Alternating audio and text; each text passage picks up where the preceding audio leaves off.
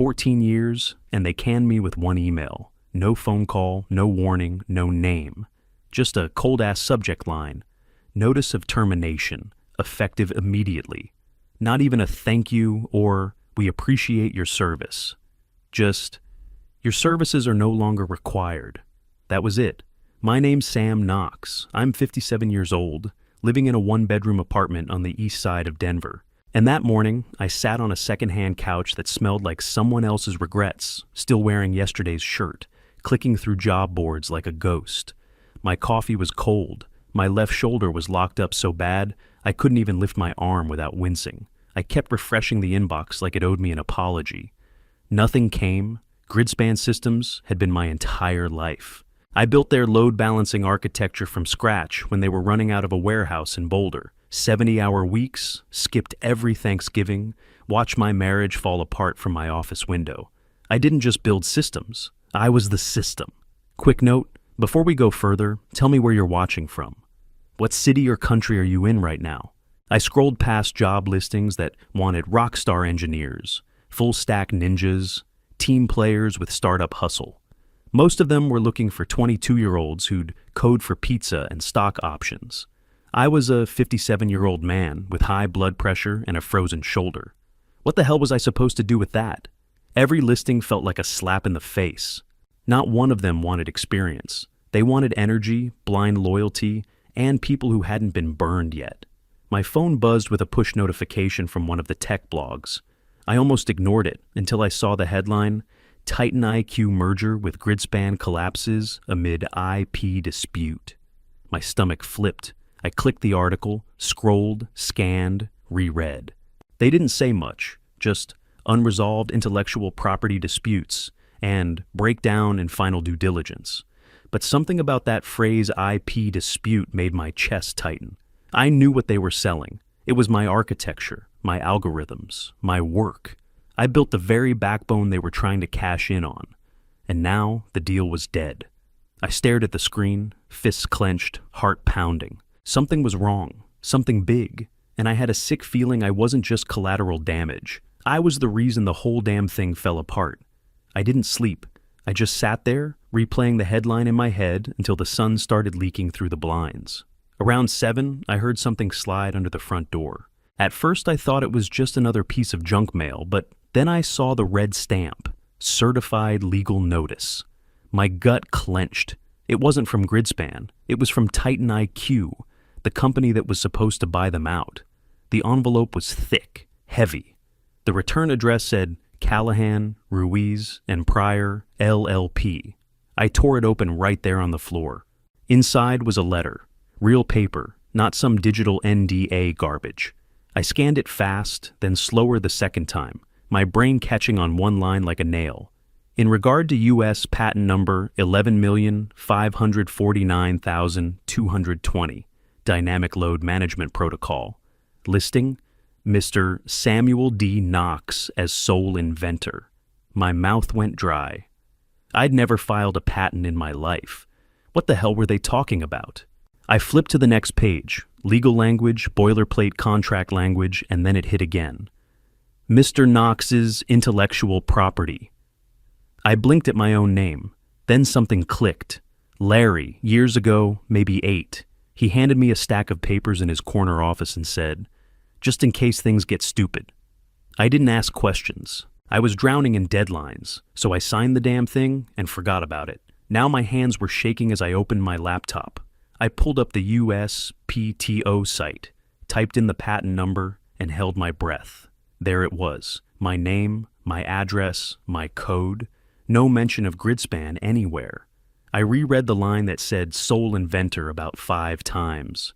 Larry had filed it in my name, quietly, legally, completely separate from the company, and Gridspan, they'd either missed it, ignored it, or thought I was too stupid to ever realize it mattered. My code was the heart of their system, the one they'd promised Titan IQ during the merger talks. If that patent was outside their ownership, then they had nothing to sell. That was why the merger fell apart. Suddenly, everything made sense. The timing. The way they let me go. No explanation, no meeting, not even a name. I wasn't just some burned-out old engineer getting cut loose. I was a liability. Too bad Titan IQ saw me first. I stood up too fast and had to grip the wall. My knees weren't ready. My brain was racing ahead of my body. I looked back at the letter, the legal stamp, the lines that confirmed what I already knew, but still couldn't believe. Larry must have known this day would come. He'd always been 3 steps ahead. Paranoid maybe, but smart enough to know who he was working with, and now I saw it clear. The deal didn't just fall apart because of me. It collapsed around me.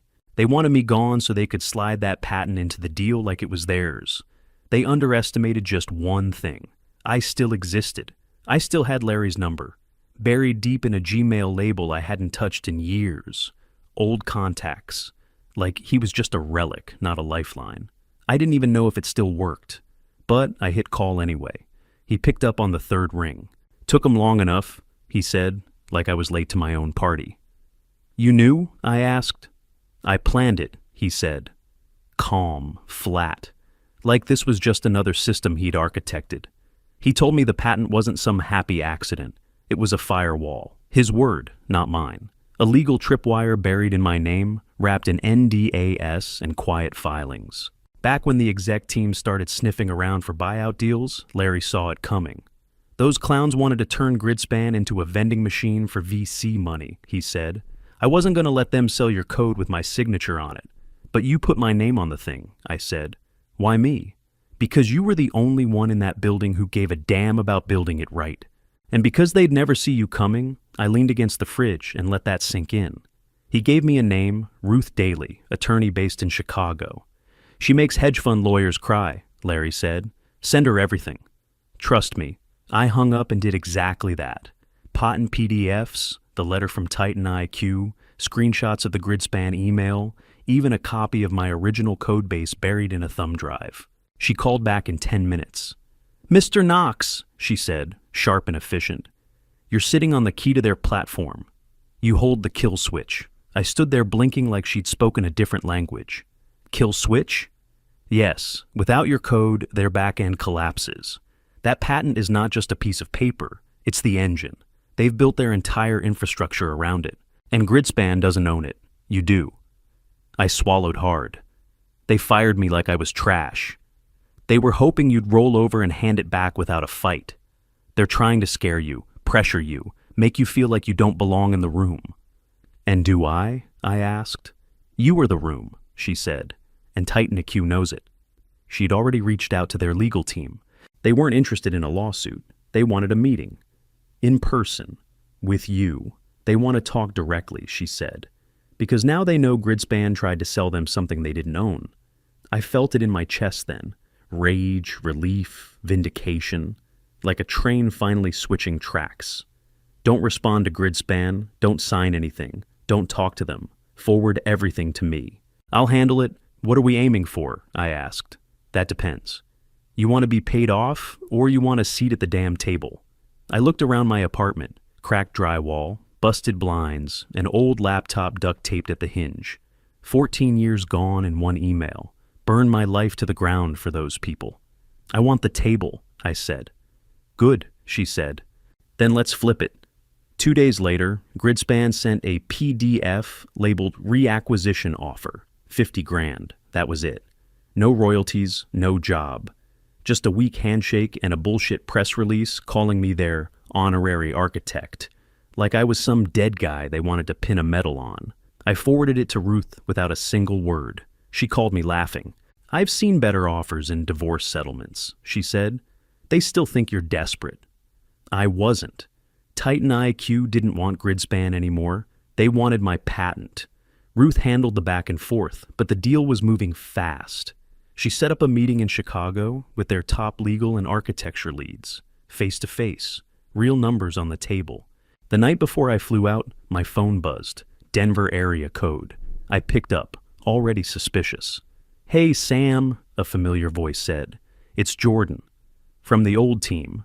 He sounded nervous, like someone had a gun to his head. Probably did, figuratively anyway. Mason wants to smooth things over, he said. He asked me to call.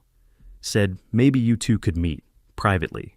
No lawyers? I laughed into the receiver. Tell Mason to talk to my lawyer. That's the only smoothing he's gonna get. There was a pause, like Jordan was trying to decide if he should hang up or keep talking. "Hey," I added, "don't let them toss you out like they did me." "You're better than that place." Jordan didn't answer, just said, "Good luck," and hung up. I landed in Chicago the next morning, business casual, fresh shave, folder of documents in hand. Ruth met me outside the office tower, midtown, sleek, all glass and brushed metal. "You ready to show 'em what they tried to throw away?" she asked. "Born ready." The conference room was nothing but tension and too much light. Table that could seat 20. Chrome pitchers of water, everyone seated but one, Mason Caldwell. He walked in late, wearing a tailored blue suit that probably cost more than my old car. He saw me and gave a little nod like we were about to catch up over drinks. I didn't nod back. His forehead was shiny with sweat. He sat across from me, hands folded like a preacher, trying to look calm. "We were surprised to hear from Titan IQ," he said. "I think this situation's gotten unnecessarily adversarial." I didn't say a word. Ruth didn't either. He cleared his throat. "Look, Sam, we all know you did great work. That's why we'd like to bring you back in a consulting capacity. Temporary, of course. Retroactive credit on the project, and maybe a speaking slot at next quarter's summit." He slid a cheap folder across the table. I didn't touch it. Instead, I pulled out the licensing draft from Titan IQ, slid it toward him, slow and steady. "You're not in the deal," I said. "That's what erasure gets you." He blinked fast, glanced at the page, and turned pale. "You're licensing it directly?" he said. "To Titan IQ, not to you, not to Gridspan. That patent's mine. You tossed me out like a box of old cables and now you want a handout?" I looked him dead in the eye. "Your leverage walked out the door the day you fired me." He tried to recover. "Let's not burn bridges." "No," Ruth cut in. "You burned it. We're just lighting the match under what's left." The room went quiet. No one reached for the water. No one said a word. Ruth stood up. I followed. We left the folder sitting open in front of him, one signature away from making Gridspan irrelevant. The elevator ride down was quiet until Ruth said, "You just took their golden goose and turned it into your bargaining chip. Feels like they shouldn't have pissed off the goose." A week later, the ink was dry. Titan IQ licensed the patent and handed me a job offer on the spot. Director of Systems Architecture, same title Mason used to flash around like a damn badge. But this time, it meant something. This time, it was mine. Ruth negotiated the deal like she had blood in it. Signing bonus wired in full, no funny business. That money hit my account, and the first thing I did was kill my mortgage. Then I paid off my ex-wife's legal fees, clean slate there too. Last transfer went to my daughter's school, final semester paid in full. That check, it was revenge and redemption in one wire transfer. Meanwhile, Gridspan's stock started bleeding. First it was a slow leak, then the headlines started popping up. Merger collapse due to IP conflict. Sources say Key Tech was not legally owned. Titan IQ walks, investors panic. Wall Street hates uncertainty. Gridspan had built their value on vapor. Once the market realized the patent wasn't theirs to sell, it unraveled fast. I didn't have to say a word. The truth did the talking. 3 days after the deal closed, I got a voicemail from Mason. 1 full minute of groveling. No subject line. Just silence for 2 seconds, then his voice. "Sam, look, I know things got messy. I just wanted to say..."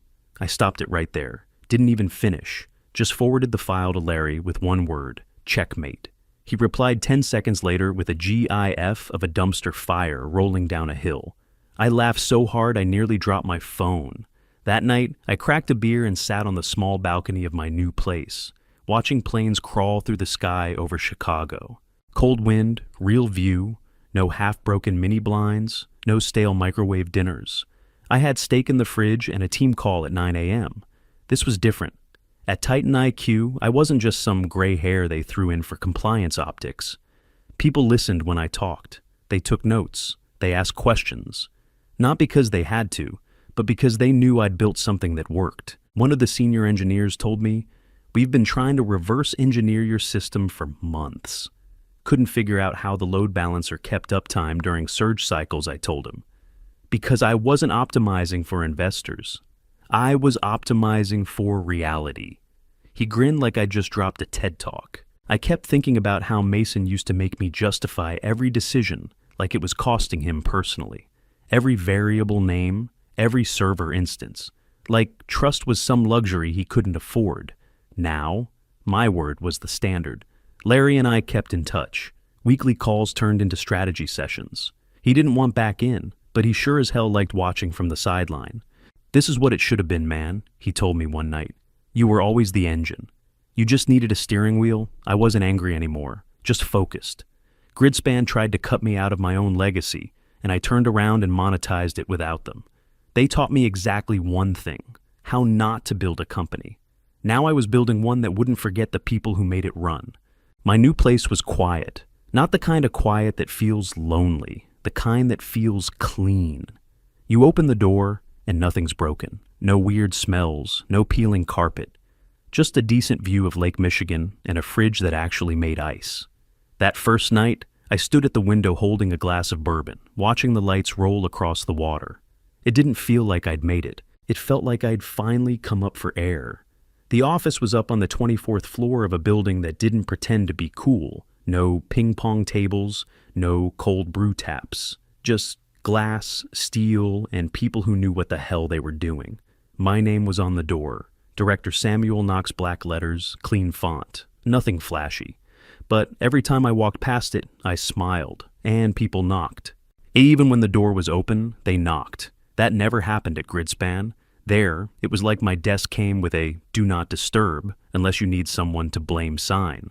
One morning, I opened the drawer on the right side of my desk, looking for a pen. Instead, I found it. An old team photo from Gridspan. Someone must have slid it in with my onboarding folder, thinking it belonged with my personal effects. There we all were, probably 2012, back when we were still pretending that place was a rocket ship instead of a coffin. I was in the back, hair thinner, eyes dead. The smile wasn't real. I could see it now. I looked like a guy doing the math on his next deadline. Larry stood front and center, badge clipped to his belt, arms crossed, like he already knew the whole house of cards was about to go up in flames. I almost threw it away, but I didn't. I slid it back into the drawer, top left this time. Not as a trophy, not as a grudge, as proof. I lived through it. Gridspan's name barely came up anymore. Every couple weeks, someone would forward me a headline: "Legacy system migration delays," or "Client fallout continues at former tech giant." Their platform was getting picked apart, piece by piece, like a wreck in dry dock. Mason, probably off pitching some new product he didn't build, selling someone else's code wrapped in buzzwords and ego. Let him. I wasn't watching. I was building. This time, smarter. This time, I owned the damn bricks. People asked me how it felt, getting fired, getting screwed, getting back up. I always said the same thing. They forgot who wrote the blueprint. You can't erase someone who architected the ground you stand on. Every morning, I walked into my office at Titan IQ with a real cup of coffee in my hand. Beans ground that morning, not whatever freeze-dried mud we used to gulp between outages at Gridspan. The view out my window showed the skyline, not a row of overworked engineers packed into a cubicle graveyard. It reminded me every day that I'd climbed out of that mess. I wasn't chasing investor money anymore. I wasn't living in PowerPoint slides or whispering warnings no one wanted to hear. I was setting the damn pace now. My daughter dropped by sometimes, just to say hi or grab lunch. She'd walk in, look around, smile, and say, "You seem different." She wasn't wrong. I didn't come home wired tight anymore. Didn't throw my phone on the counter or snap at the dog. I came home proud, not because of the job, but because I knew what it took to get here, what I fought through. Larry and I still talked every week. He said he was retired, but I knew better. The guy still read tech blogs like they were gospel and sent me code snippets like he was trying to stay sharp. He earned his break. I still owed him that steak dinner, and yeah, I was gonna pay. A couple days ago, I got another email from Mason. Didn't even open it. Deleted it on sight. He had his shot. He used it to throw people like me out the door without a second thought. Now he was on the outside, looking in. That door wasn't opening again. The code I wrote, the one they tried to bury, was still running under half the cloud services in the Midwest. Hospitals, banks, schools, systems. People depend on every hour. And now, for the first time, it carried my name. Not grid spans, not Masons, mine. I didn't need headlines or applause. I didn't need to be the loudest guy in the room. All I needed was a clean system, a sharp team, and the freedom to build the right way. You don't forget the grind. It stays in your bones, in the way you double-check things without realizing, in the way your eyes catch fire when someone tries to cut corners. But you don't live there forever. I got pushed out, erased, cornered, and I didn't fold. I fought back, and I won. That's enough for me.